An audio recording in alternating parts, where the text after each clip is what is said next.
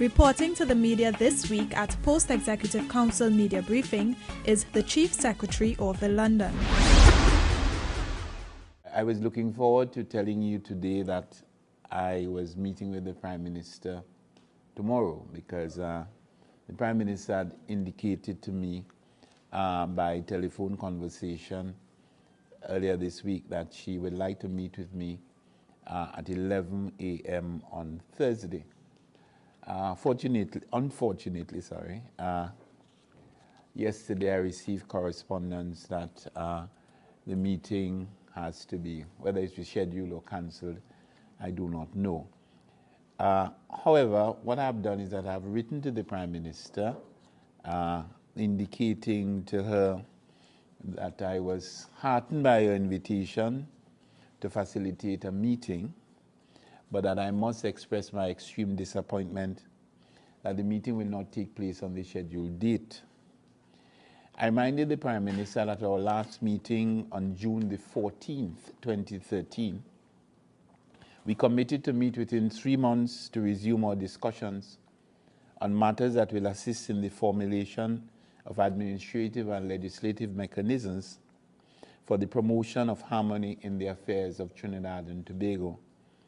And I indicated that in that context, I'm requesting that the meeting be rescheduled for the earliest possible date so that discussions can resume on a number of critical and urgent issues. And I listed some of those issues. Constitutional arrangements towards self-government and greater autonomy for Tobago. And I indicated that this, as far as we were concerned, is considered to be the most serious matter as far as the harmonious relationship between Trinidad and Tobago is concerned. And its resolution is critical to the satisfactory and successful relationship between the islands. And consequently, I wish to propose that we set a timetable that will allow for a parliamentary debate on this issue by September the 30th, 2014. And then I pointed her to the incursion by central government into areas devolved to the Tobago House of Assembly under the 5th schedule. And in my explanation, I indicated that the Assembly had observed the very blatant encroachment of the Ministry of Tobago Development in particular on areas that fall clearly within the purview of the Assembly. These include health, social services, community development, and sport, to name a few. Other ministries and agencies have made similar incursions. These actions are indicated as deleterious to the harmonious relationship, and the immediate cessation would be a positive first step to redress this undesirable situation. I asked for her attention to be drawn to the improvement to the A&R Robinson Airport and, of course, the adverse effect that the continued delay in undertaking the project is having on the tourism industry and consequently the economic development of the island and the country. Representation on state agencies, that is a very, very, old issue. And I indicated that, as in previous discussion, the current situation where the Assembly is unrepresented on critically important boards and committees. And I gave her some examples. The most evident would be the Airport Authority, TDC, the Tourism Development Company, the Port Authority, Water and Sewage Authority, TNTEC, etc. And then the Tobago House of Assembly's access to and participation in all modes of funding, where I indicated that the THA Act intended that the Assembly access various modes of financing, inclusive of general revenues, overdraft facilities for recurrent expenditure, term loans for capital development, technical assistance and grants from donor agencies, participation in government's borrowing. And I indicated, and this is not something that is only evident under this administration, that the Assembly has been unable to obtain government's approval to borrow for capital development or to participate in government's debt portfolio. A definitive process that will facilitate the Assembly's participation in various modes of financing is a positive expectation of this meeting. And then, of course, I spoke of the revitalization of the Tobago economy. So I did indicate that I anticipate and will appreciate a favorable response to this request. So I'm hoping that in light of the fact that she had indicated that she was prepared to meet tomorrow, that, that she will commit to a meeting at the earliest possible convenience. Because I think that these issues are critical, and we do have a responsibility as Prime Minister and Chief Secretary to do all that is necessary to promote harmony in the affairs of Trinidad and Tobago. You know, sometimes we are appalled and distressed by negative behavior on the part of our young people, and we should be. But I think sometimes we do not take enough time to celebrate the positive indicators, emanating from young people, and the positive achievements of young people. I don't know many of you all were there, but I was at the Magdalena on Sunday when we had the presentation and the climax of the Tobago Music Festival. It's a new initiative. I think it was introduced because there were some challenges with the National Music Festival. But as they say, when you have lemon, make lemonade, and that was some extremely well-tasting lemonade. What I was really impressed, what really impressed me, a number of things. The number of participants, close to 600. The ranging from Charlottesville Methodist, where I understand almost every student in the school was a member of the school choir, right down to Canaan, across into, Mason Hall, and a representation from all over Tobago. And then the quality of the performances. It obviously showcased not only the talent, but showcased the number of hours, dedicated hours, put in by teachers and parents and music teachers, etc., to really demonstrate the level and the scope of talent that was available in Tobago. And when one thought of the number of events that took place, the number of categories, and the kind of devotion and commitment on the part of the committee, I felt good to be a Tobagonian. And I want to take the opportunity to congratulate the committee, to congratulate the divisions, Education, Youth Affairs and Sport, and Community Development and Culture, to commend the teachers, and more so the participants, all under 19 years old, who would have really signaled that people in Tobago, young people in Tobago, can devote time and energy without monetary reward.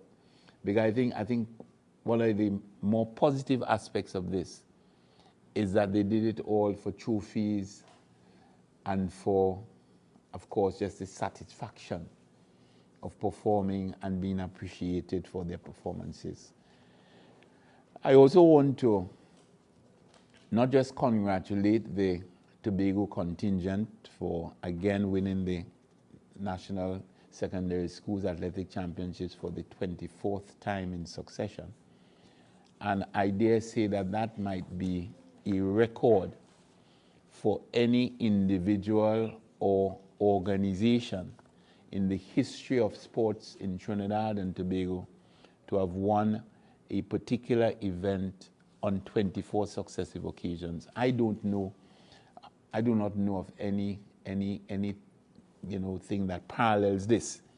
And if anybody has information, I would like to know. But I think it might be nice if somebody does the research to find out if in the history of sport in Trinidad and Tobago, any single team, I doubt, and if not, if any single individual has ever won a particular national event 24 times in succession.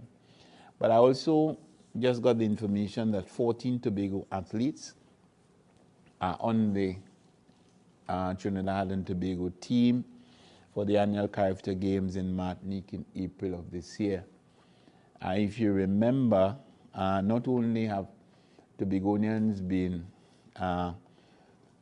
part of the team, but they have made major contributions. I think that in 2012, 4 of the 11 gold medals were won by Tobagonians, and last year 4 of the 8 gold medals going to Trinidad and Tobago won by Tobagonians. So we're expecting that we are going to be having some more things to celebrate come April.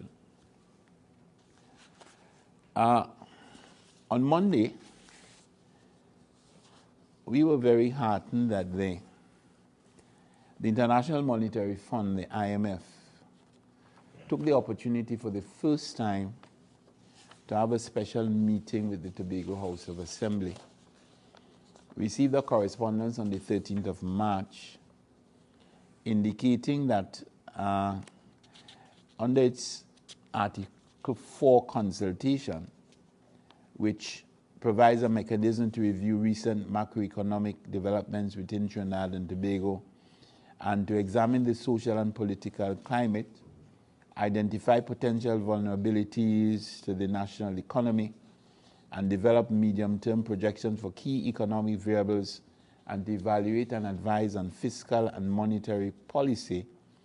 An IMF team headed by Eli Canetti will be in the country, or was in the country, and they came to Tobago and met with us.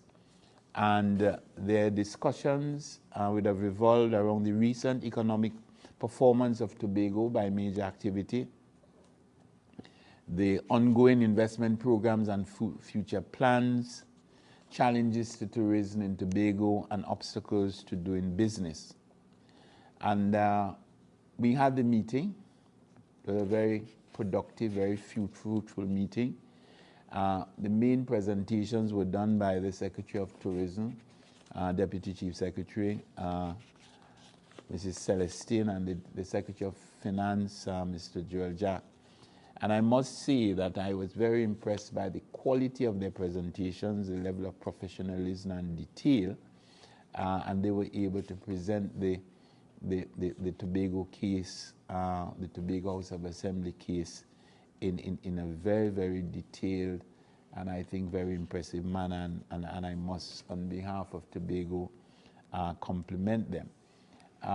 We would have requested from the IMF that this be an annual, regular occurrence where, as the Tobago House of Assembly, we could have the opportunity to lay our case, to put our case, so that the fund will have a clear idea of the nuances that will exist in the Tobago economic space, and of course the correlation between what happens at the national level and what happens in Tobago.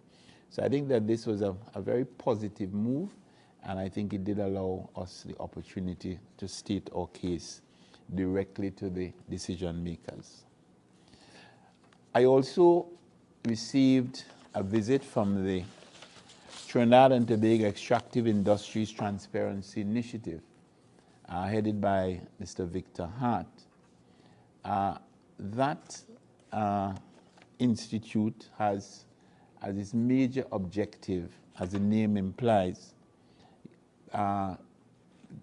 collecting, collating, and evaluating information, especially financial information, as to the kind of taxes generated and paid to the central government by the companies which are involved in the extractive industries, in other words, the energy sector.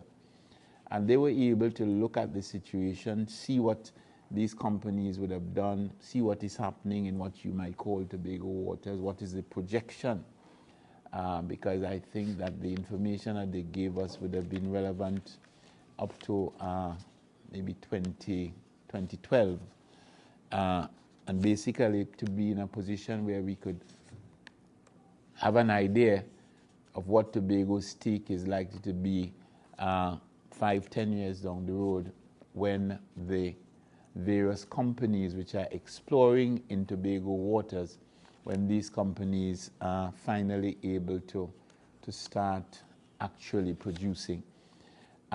They did it last year, and they've made a commitment to ensure that Tobago is kept in the loop, and to ensure that the way in which the information is disseminated, that we in the Tobago House of Assembly would be able to have a clear idea as to what is happening in Tobago waters.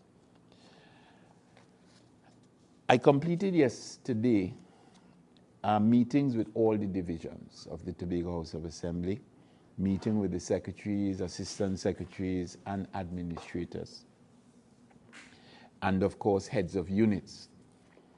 The main purpose behind those meetings is to ensure that we're all on the same page with respect to our deliverables and our outcomes, and of course whatever constraints there might be with respect to deliverables, and how we are going to treat with those constraints so that we can bring more predictability into the process. The meetings were very informative, but one of the things that I noted is that in many cases, what the divisions deliver is not known, sometimes even within the division, because units operate not necessarily the level of collaboration which can optimize, the relationship. So that there is a need for greater collaboration within the divisions, and more so among divisions.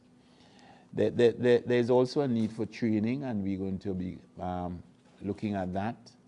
And of course, there's also a need for a better synergy between the various divisions and their financial units and the division of finance. So there are some things that we definitely have identified, and we are going to be meeting as secretaries. We're going to be meeting and devising strategies to treat with some of those concerns.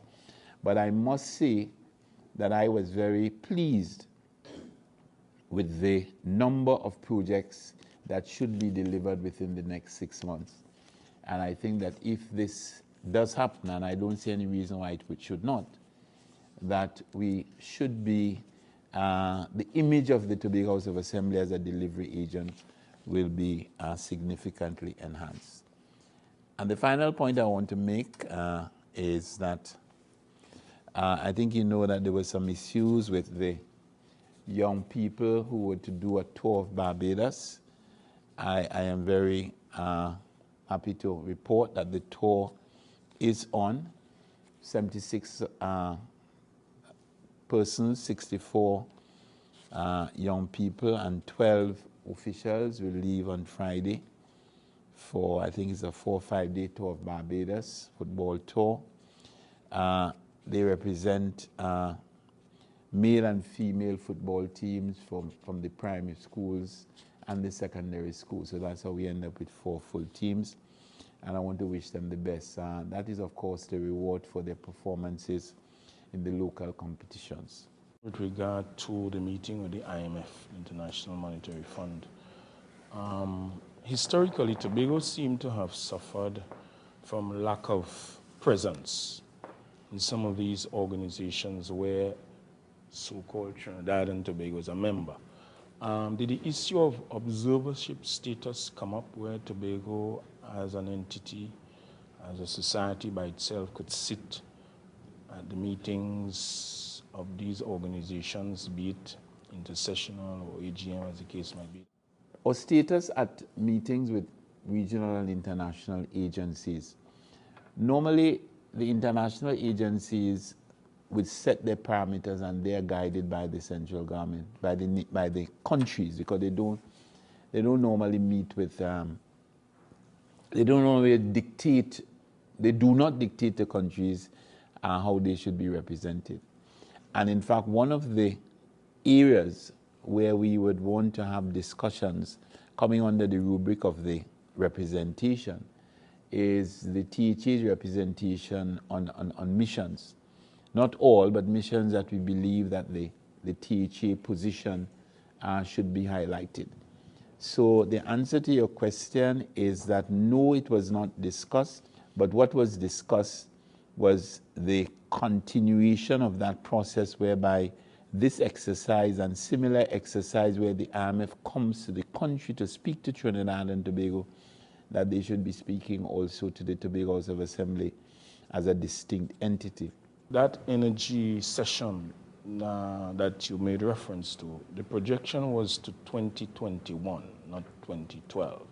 Yes. Right. One of the issues I raised at that meeting, it had directly to do with you. There was a point in time where previous government had set up, well, you know, they always call these committees different names. They have standing committees. No, this one is a steering committee. But I recall there was a committee, standing or what otherwise, where you represented the Assembly on an energy committee. And I asked the question whether there was any conversation between that committee and the work that this organization is doing. This one is pretty large, about 18 or so members on it. And the reason why I'd asked the question is because I recall you saying that coming out of your presence on that committee, the NGC's presence in Tobago was born. So is that committee still in existence? As far as I am aware, that committee no longer exists. I must say that committee and that process did bring benefits to Tobago. It was coming out of that the decision was taken to spend $1 billion to bring a gas pipeline from the BHP Middleton field to Tobago, where the decision was taken to spend $300 million for a processing plant, where the decision was taken that instead of doing a 16 or 32 megawatt electricity plant, that you should do a 64 megawatt electricity plant, even though it costs $100 million. So a number of decisions were taken at that meeting, and Tobago was able to put its special case. And once you made it convincing enough, you had a good chance of it really reaching fruition. Because if you weren't able to speak to that forum, the idea of spending $2 billion on Tobago at that point in time on capital development, I don't think that would have flown at all. So no, it no longer exists, and therefore there was no input from that committee with respect to any of the activities about which you speak. In light of the Operation Wave that is currently being exercised, how sufficiently prepared you think we in Tobago are, specifically if a tsunami or earthquake were to take place? Well, let me say two things about that. One of the reasons for having simulation exercise to make the evaluation. So I wouldn't want to preempt that in order to determine, because I think that coming out of that, there's going to be discussion and evaluation and so on.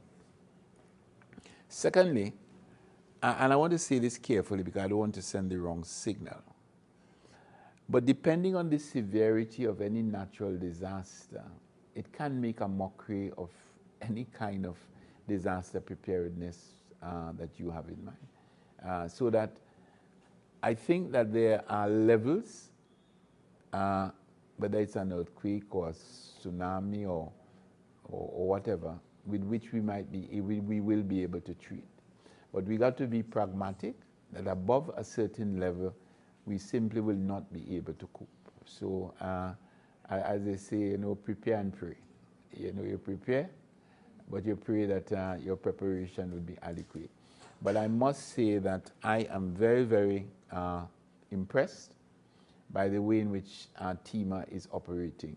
You see, one of the challenges that countries have, especially countries like ours, where you have limited capacity, limited financial resources, is how much of this these resources do you put into a process where the benefits are not necessarily seen, they can't be forecasted, they can't be predicted. And the Tobago House of Assembly, through TEMA and other organizations, has made the decision that we are prepared to invest a significant portion of our resources in prevention and preparation. And we might do it and nothing happens in the next 20 years.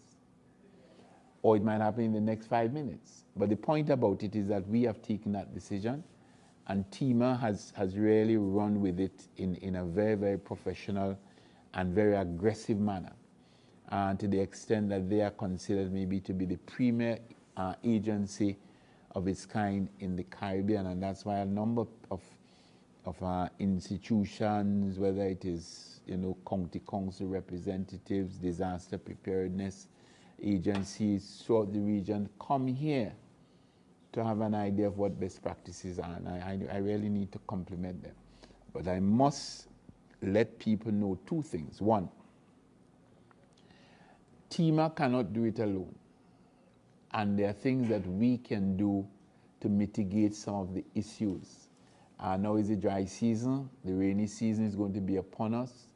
Things like guttering, things like hurricane traps, all of those are preventative mechanisms that we, the house owners, have a responsibility to install. And then, of course, secondly, that regardless of what TEMA does, there are going to be challenges if we do, in fact, have any kind of disaster in Tobago. And it is the resilience of the people that is really going to be the primary factor in a situation like that. Thank you for tuning in to another Tobago House of Assembly's Post-Executive Council Media Briefing for the week ending March 30th, 2014.